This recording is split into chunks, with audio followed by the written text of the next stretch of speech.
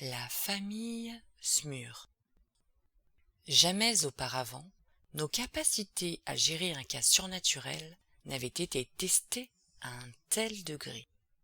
Vers la fin du mois d'octobre 1973, Jack et Janet Smur ont acheté un duplex à West Pittston, en Pennsylvanie, et leur vie a sombré dans l'horreur. Une fois l'affaire terminée, l'Église catholique, la police et une douzaine de leurs voisins ont commencé à contester les faits. Edward Gorman. Est-ce que vous avez tout de suite su que vous aviez affaire à un cas extraordinaire? Lorraine Warren. Oh oui, le premier jour, alors que nous roulions vers West Pittston, notre van a pratiquement été sortie de l'autoroute par une rafale de vent qui a failli nous retourner. Nous avions une infirmière avec nous, Diane Ice. Elle fait partie de notre équipe de démonologues. Elle s'est penchée et elle a dit à Ed « Peut-être aurais-je dû mettre mon casque aujourd'hui ?» Les vents étaient vraiment mauvais. Plus tard, je me souviens avoir pensé que ces vents étaient vraiment un signe, un avertissement, pour nous dire que nous devions rester à l'écart de cette affaire. Edward. Aviez-vous entendu parler de la famille Smur auparavant? Lorraine. Non. Edward. Vous avez mentionné que, parfois, quand vous découvrez une maison, vous aviez directement un sentiment pour l'endroit. Avez-vous éprouvé ce genre de sentiment ce jour-là? Ed Warren. Non, nous sommes restés un moment assis dans la voiture et nous avons regardé le duplex et le voisinage. C'était une journée plaisante, malgré les rafales de vent, et les voisins semblaient paisibles. Je n'arrêtais pas de surveiller Lorraine pour voir ce qui lui traversait la tête, alors qu'elle regardait aux alentours. Mais elle ne ressentait vraiment rien de fâcheux. Edward. Vous étiez déçu? Lorraine. Non, croyez-le ou non, après toutes les enquêtes difficiles que nous avons menées, nous sommes plutôt contents quand nous trouvons des situations tranquilles et quand elles le restent. Edward. Quelle a été votre première impression en rencontrant Jack et Janet Smur? Lorraine. Bien, ça a confirmé ce que nous avions pensé en voyant la maison. Des gens tranquilles, de classe moyenne, très droits. Ed. Souvent, quand nous enquêtons sur des cas d'infestation démoniaque, nous sentons directement que la famille a des problèmes. Lorraine. La plupart des familles ont des problèmes en plus du démoniaque.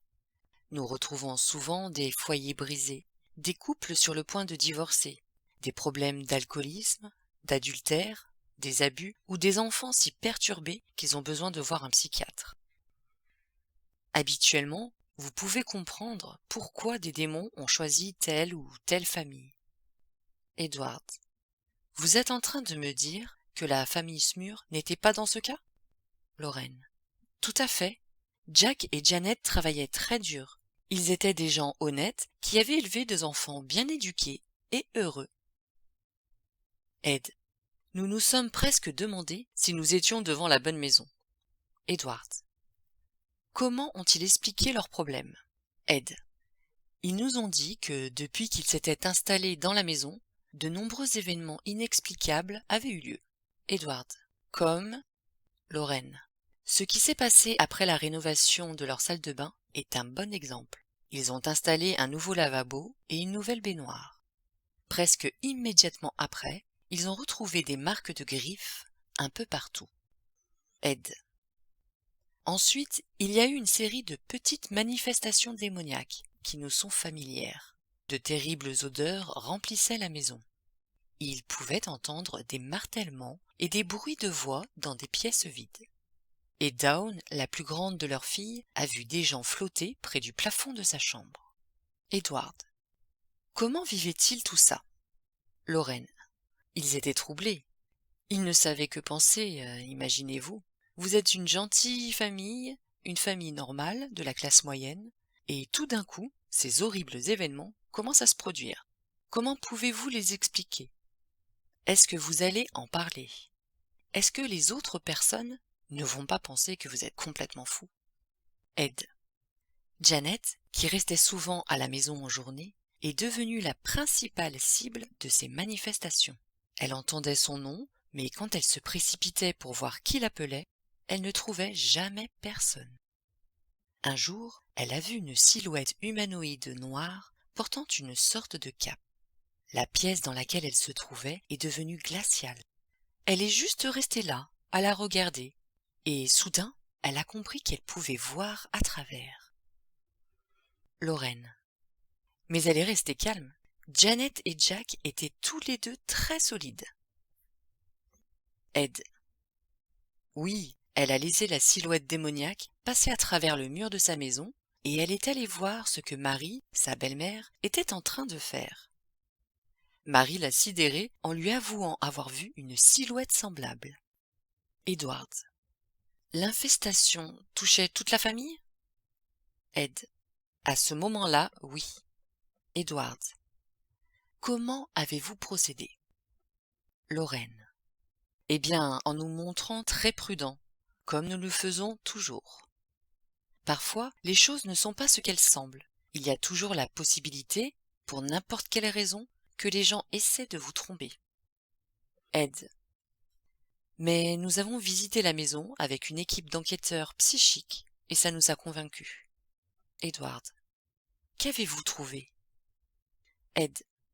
Nous avons utilisé une caméra infrarouge et un magnétophone pour essayer d'obtenir une preuve de l'infestation démoniaque. Edward. Et vous l'avez obtenue? Ed. Oui, nous avons éteint toutes les lumières de la maison. Lorraine, accompagnée du reste de l'équipe, se trouvait au premier, dans une chambre. J'ai pris de l'eau bénite et j'ai ordonné aux démons de partir. Nous n'avons pas eu longtemps à attendre après ça. Ils ont commencé à donner des coups contre les murs. Puis, ils ont brisé un miroir et ils ont illuminé une télévision qui était débranchée d'une lueur étrange. Toute la pièce baignait dans cette lumière colorée. Lorraine. Il y a eu une terrible odeur pendant un moment. Edward. Après ça, vous n'aviez plus aucun doute quant à la nature du phénomène. Ed. Non, plus aucun. Edward. Comment avez-vous procédé ensuite? Lorraine. Nous avons essayé de demander de l'aide au prêtre de la paroisse. Enfin, Janet l'a fait. Mais nous n'avons pas eu de chance. L'Église catholique est très conservatrice quand il s'agit de surnaturel. Edward. Comment la situation a-t-elle évolué? Ed. Elle est devenue de pire en pire. Une chose à propos des démons. Quand vous commencez à les défier, ils affirment leur domination. Par exemple, un lustre est tombé du plafond. Un membre de la famille a failli être tué. C'était dramatique et bien évidemment, ça a effrayé tout le monde dans la maison. Tout comme le martèlement constant dans les murs, les mauvaises odeurs, les visions démoniaques et les disparitions d'objets. Edward. Des choses étaient volées? Lorraine. C'est une forme de terrorisme.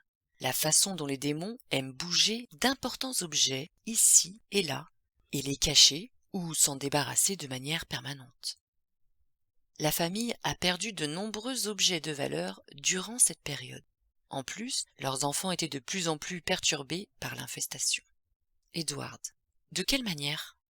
Lorraine. Un jour, Dawn Smur prenait une douche quand elle a senti une présence lui attraper les bras et se frotter indubitablement contre elle. Elle a rassemblé toutes ses forces pour aller de la salle de bain au couloir, puis elle s'est mise à hurler pour appeler ses parents. Ed, Jack et Janet avaient des jumelles, Shannon et Karine. Une nuit, Shannon a été tirée hors de son lit et traînée jusqu'en bas des escaliers. Lorraine. Ça les a vraiment effrayés. Avec la chute du lustre, l'incident de l'escalier montrait que ces démons voulaient véritablement blesser la famille. Ed. C'est là que nous avons su qu'un véritable exorcisme allait être nécessaire. Edward. L'Église s'est montrée coopérative? Ed. Pas vraiment. Nous nous sommes tournés vers l'évêque Robert McKenna, qui est un prêtre traditionnaliste. Edward. Comment s'est déroulé l'exorcisme? Ed. Eh bien, juste avant, il y a eu un terrible incident. Jack Smur a été violé par un succube. Edward. Comment ça? Ed. Une nuit, il dormait dans son lit quand une créature semblable à une vieille sorcière l'a paralysé. Il a essayé de crier, bien sûr. Il était horrifié par ce qu'il voyait. La femme avait des écailles sur la peau, des cheveux blancs effilés et il lui manquait des dents. Elle l'a paralysé d'une manière ou d'une autre. Après, elle est montée sur lui et l'a chevauché jusqu'à ce qu'elle arrive à l'orgasme. Edward. Est-ce que ça n'aurait pas pu être un cauchemar? Ed. Oh oui, bien sûr. Sauf que quand la vieille dame a finalement disparu, et que Jack a titubé jusqu'à la salle de bain, il s'est aperçu qu'il était couvert d'une substance collante qui avait été laissée par la créature. Edward. Est-ce que Janet a entendu quelque chose? Ed. Parfois, quand il faisait très chaud, elle descendait dormir sur le canapé, ce qu'elle avait fait cette nuit-là. Edward. Est-ce que Jack lui a raconté ce qui lui était arrivé? Ed. Bien sûr. Edward. Comment a-t-elle réagi? Ed. De la façon dont vous le pensez. Elle était horrifiée et terrifiée. Mais l'histoire ne s'est pas arrêtée là. Edward. Ah bon? Ed. Non. Au cours du petit déjeuner, Dawn a dit à son père qu'elle avait fait un cauchemar. Elle l'avait vu se faire attaquer par une horrible vieille femme édentée au corps recouvert de plaies. Elle a dû être rassurée pendant des heures. Edward. Comment la famille tenait-elle le coup durant cette période? Lorraine. Ça dépendait des jours. Certains jours, Jack et Janet étaient très positifs. Ils pensaient qu'ils allaient s'en sortir, mais d'autres fois, ils avaient des doutes. Enfin, il m'a semblé. Ed. Rien ne vous prépare à une infestation démoniaque. Lorraine. Nous avions des enquêteurs psychiques, parmi lesquels des prêtres, des officiers de police, des infirmières et des enseignants, qui étaient parfois déprimés et effrayés. Ed. Certains membres de l'équipe sont partis en plein milieu de l'enquête parce qu'ils étaient trop effrayés. Lorraine. Il y a même eu un auteur qui a refusé de finir le livre qu'il écrivait sur nous parce que, soudainement, des choses étranges ont commencé à lui arriver à lui et sa femme. Edward. Il ne l'a jamais terminé? Ed. Non, nous n'avons plus jamais entendu parler de lui. Lorraine. Sa femme le lui a interdit. Elle était enceinte à l'époque, et elle avait peur que quelque chose arrive à l'enfant. Je ne peux pas la blâmer. Edward. Vous est-il arrivé de vous retrouver tellement effrayé que vous avez eu envie d'arrêter? Lorraine. Oh oui, de nombreuses fois en vérité. Mais nous sommes portés par notre foi, et nous croyons profondément que ce que nous faisons est un service nécessaire que nous rendons au monde. Edward. Est-ce que Jack et Janet appréciaient votre travail? Lorraine. Absolument. Nous n'aurions pu espérer de gens plus charmants. Ils ne se plaignaient jamais. Ils acceptaient juste les événements comme une mise à l'épreuve de leur foi. Edward. Alors vous avez décidé d'effectuer un exorcisme. Ed. Oui, le premier était plutôt élaboré. Il y a même eu des moments de grande beauté. L'évêque McKenna est un homme très fort et très courageux. Edward. Est-ce que la cérémonie a été un succès? Ed. Pour un temps. En fait, nous étions ravis. Après l'exorcisme, alors que nous cherchions des signes d'infestation dans la maison, nous avons remarqué que la cuisine sentait la rose. Lorraine. Vous auriez dû voir les Smurfs. Étant donné les circonstances, nous ne les avions jamais vus vraiment heureux. Mais ils l'étaient certainement après l'exorcisme. Edward. Vous semblez euphorique quand vous en parlez maintenant. Vous avez dû être vraiment content sur le moment. Lorraine. Oh, en effet. L'évêque McKenna avait travaillé si durement. Le jeûne nécessaire à un exorcisme est très difficile pour des personnes de notre âge. Et je suppose que nous avons été touchés par la façon dont les enfants souriaient et riaient pour la première fois depuis des mois. Edward. Combien de temps ça a duré? Lorraine. Malheureusement, quelques jours à peine. Ed. Nous étions en contact constant avec la famille, et peu à peu, leur maison a recommencé à être infestée. Edward. Que se passait-il? Oh, des bruits de coups et des sifflements se faisaient entendre. Lorraine. Puis Janet s'est réveillée un matin avec de grosses marques sur son bras. Elles faisaient presque 10 centimètres de long. Edward. Ainsi les démons étaient revenus. Lorraine. Oui. Edward. Comment ont réagi Jack et Janet? Ed. Ils ont commencé à désespérer. Ils voulaient que les gens de leur propre église s'impliquent, et quand ils ont refusé, alors Janet s'est tournée vers les médias. Edward. L'histoire a fait le tour du monde, n'est-ce pas? Lorraine. Exactement. Edward. Et tous les événements ont été rapportés? Ed. La plupart d'entre eux. La silhouette noire qui a été vue des deux côtés du mur a très certainement été rapportée. Lorraine. Eh bien, évidemment, les médias se sont focalisés sur les aspects les plus sensationnels de l'affaire.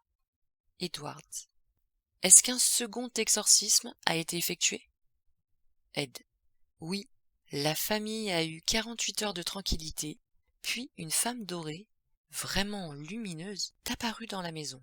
Janet était seule à ce moment-là. Elle n'arrivait pas à y croire. Pour la seconde fois, elle avait espéré, mais tous les phénomènes familiers de l'infestation sont revenus. Edward.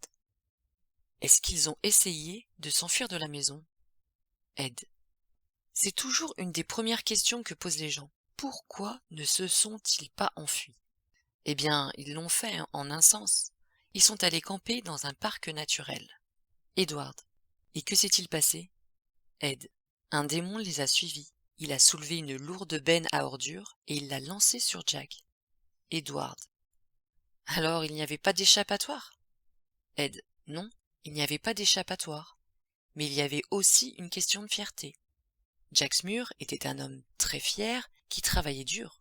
Il pensait que c'était sa maison, sa famille, et qu'il devait les protéger. C'est pourquoi il se sentait tellement frustré. Il était de ce genre de gars qui croit en l'action directe. Si vous avez un problème, affrontez-le, maintenant. Mais c'est une mauvaise chose à faire avec des esprits invisibles. Edward. Y avait-il quelque chose que vous puissiez faire? Lorraine. Rien de plus que ce que nous avons fait. De nombreuses prières, rechercher des informations sur la maison et ses précédents occupants, vérifier par exemple si quelqu'un n'avait pas invité des démons, mais à part ça, la famille était livrée à elle-même. Edward. Quand les médias ont-ils été impliqués? Lorraine. Janet est passée dans une émission de télévision et tout est parti de là. Edward. Il n'y a pas eu une interview dans un journal? Ed. Si, et Jack a été attaqué une seconde fois par le succube. Edward. Une seconde attaque? Lorraine. Oui, les démons ont clairement intensifié leur attaque. Les jambes de Jack étaient ravagées par un feu que rien ne pouvait calmer, à part l'eau bénite. Puis le téléphone a commencé à sonner toute la nuit, même quand il était débranché, tenant tout le monde réveillé. Et un soir, alors que Janet était allongée sur son lit, un homme, qui avait 2 cornes protubérantes sur le crâne, a tenté d'avoir une sorte de rapport sexuel avec elle. Elle a pu se débarrasser de lui en l'arrosant d'eau bénite. Edward. Leur vie était complètement bouleversée. Lorraine. Oh oui, complètement. Ed. En fait, c'est devenu tellement mauvais à ce moment-là que Jack et Janet avaient peur d'en parler à voix haute. Ils allaient dans le garage et se chuchotaient leurs plans l'un l'autre pour que les démons ne puissent pas les entendre. Edward. Peut-être que la mise en lumière de leur histoire les a aidés. Ed. Ça les a aidés d'une certaine manière. Ils ont commencé à recevoir des appels d'autres familles qui avaient eu des problèmes avec des démons. Au moins, ils ne se sentaient plus seuls. Ils savaient maintenant que d'autres étaient passés par là et qu'ils avaient survécu. Lorraine. Mais ils vivaient dans un bocal à poissons. Des centaines de spectateurs campaient dans leur rue, tentant de les apercevoir, eux ou un phénomène étrange dans la maison. Ed. Et tout le monde n'était pas amical. Lorraine. C'est vrai, quelqu'un a jeté une bouteille de bière dans leur fenêtre de devant. Ed. Et puis il y avait des tas de rumeurs. Ils sont fous, ils ont tout inventé, ils cherchent juste à attirer l'attention, etc. Ce genre de choses. Lorraine. C'était particulièrement dur pour les enfants. Edward. Est-ce que l'affaire est terminée? Ed. Eh bien, je suppose qu'elle l'est. Lorraine. Mais nous ne le pensons pas vraiment. Ed. Ils ont fini par déménager, vous voyez. Ils se sont dit que c'était leur seule chance. Edward. Et que s'est-il passé? Ed. Pendant un temps, ils ont été tranquilles. Il n'y avait plus de bruit, ou d'odeur, ou de traces de démons. Lorraine. Mais peu à peu, ça a recommencé. Edward. Où sont-ils maintenant? Ed. Ils se cachent. Lorraine. Ils sont épuisés. Ils ne veulent plus de publicité. Ils ne veulent plus être traqués. Edward. Ils sont toujours assiégés par des démons? Lorraine. Disons qu'ils n'ont pas la vie qu'ils voudraient. Ed. Non, pas du tout. PS. Peu de temps après cette interview, le Vatican a donné sa bénédiction pour un nouvel exorcisme, qui a été couronné de succès.